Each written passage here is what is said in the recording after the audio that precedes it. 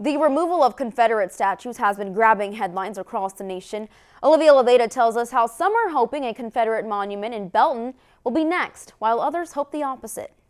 Some want it gone, others want it to stay. This Confederate memorial here in Belton will be up for discussion on Wednesday. This Confederate statue has stood on the historic lawn in Belton for more than a century. The placement of where it's at, by a justice center, by a courthouse, to me sends a message of oppression. The memorial was built in 1916 by Daughters of the Confederacy.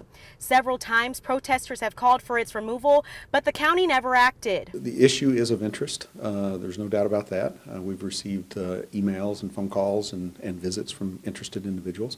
Activists like Michael Carpenter with Illuminate Central Texas and the Unity Coalition are hopeful this year will bring change. He and a number of others are asking for the statue to be relocated or removed. To have a statue up that commemorates people who fought for the enslavement of African Americans is just wrong, and I don't think that's the message that Bell County stands for. Judge David BLACKBURN says on Wednesday the Bell County Commissioner's Court will hold a public hearing to discuss the memorial. Residents can show up, sign up at the meeting, offer any comments they'd like to make regarding the Confederate memorial.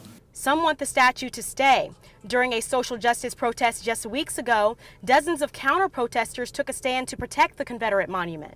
The last thing we want to do is to remove it and put it somewhere else where it can't be seen and we can't learn from it. We propose keeping it there, put a plaque next to it, and talk about the dark, just absolutely awful times that represented. Protest organizers told 25 News the statue was never the focus of the protest. However, they say its presence stood as a reminder of hatred behind the Confederacy.